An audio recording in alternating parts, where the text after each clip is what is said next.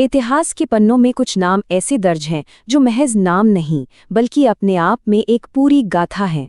आज के इस ऐतिहासिक विश्लेषण में हम गुहिल वंश के एक ऐसे ही अजेय और रहस्यमयी व्यक्तित्व की बात करने वाले हैं, बप्पा रावल। ये सिर्फ एक राजा की कहानी नहीं है, बल्कि उस नींव की बात है जिस पर आने वाली कई सदियों का इतिहास लिखा गया। तो आइए शौर्य और आस्था की इस असाधारण विरासत को मिलकर समझते हैं। अब सबसे बुनियादी सवाल जो दिमाग में आता है कि गुहिल वंश का असली संस्थापक आखिर था कौन।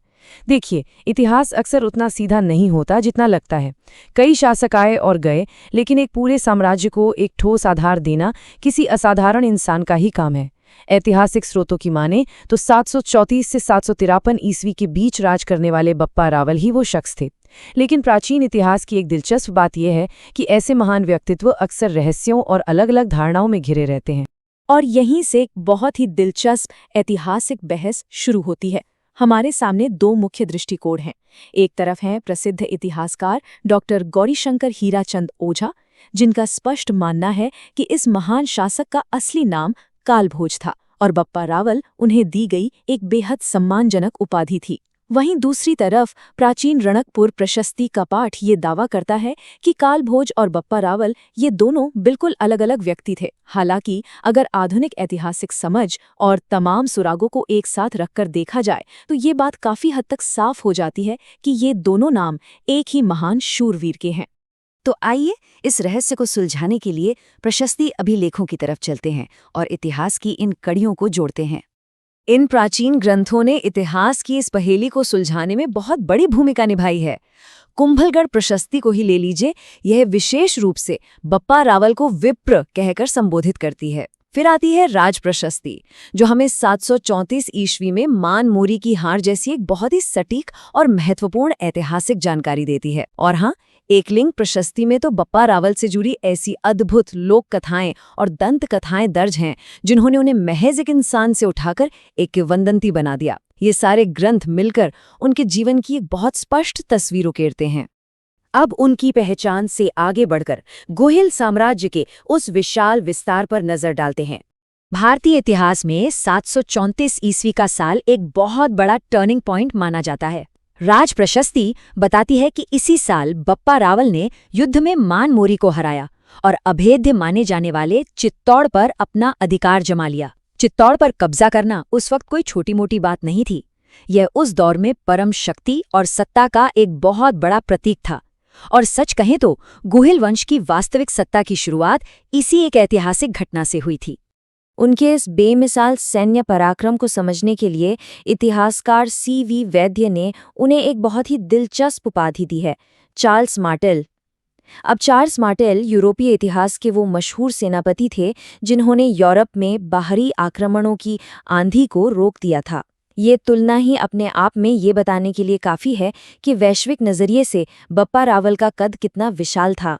वो सिर्फ एक राज्य के राजा नहीं थे, बल्कि एक ऐसी मजबूत ढाल थी जिसने बाहरी ताकतों को इस जमीन पर पांव जमाने से रोक दिया।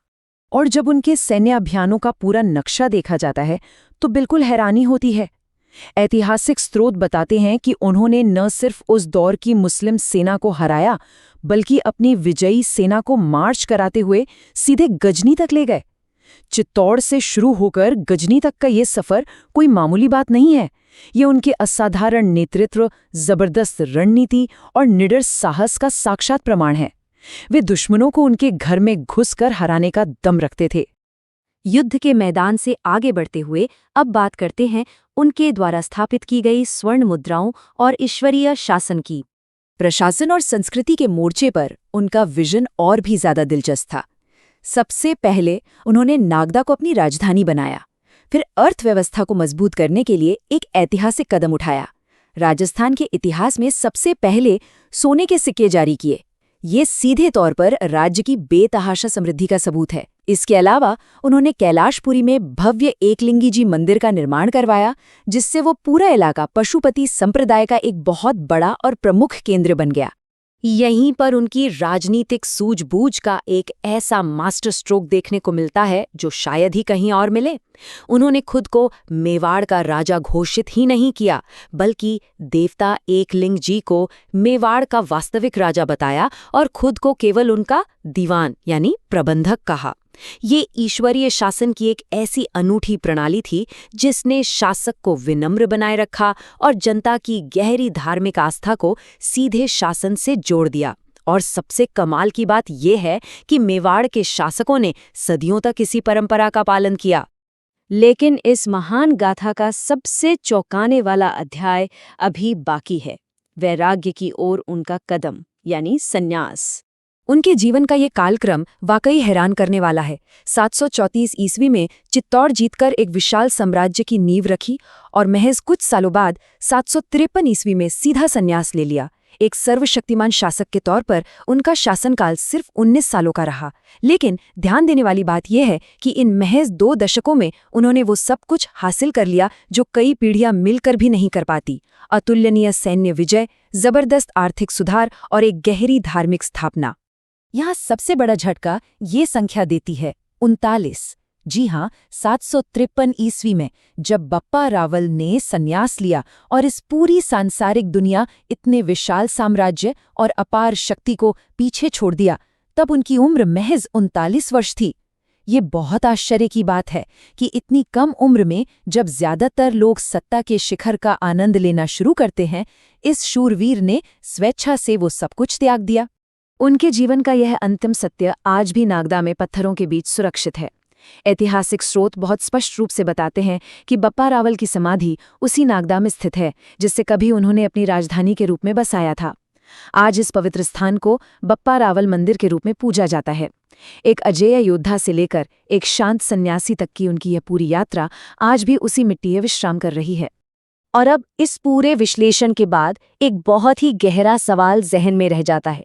एक ऐसा विजेता जिसकी सेनाएं विदेशी धरती तक जा पहुंची, जिसने सोने के सिक्के चलाए, वो अपनी शक्ति के बिल्कुल चरम पर पहुंचकर अचानक सब कुछ कैसे छोड़ सकता है? क्या ये उनकी असीम आध्यात्मिक गहराई का नतीजा था, या फिर ये दृढ़ विश्वास कि एक दीवान के रूप में उनका कर्तव्य पूरा हो चुका था? कारण चाहे जो भी रहा हो, बप्पा रावल की विरासत केवल उनके जीते गए युद्धों में नहीं है, बल्कि उस अकल्पनीय वैराग्य में भी बसती है जिसने उन्हें भारतीय इतिहास में हमेशा के लिए अमर कर दिया।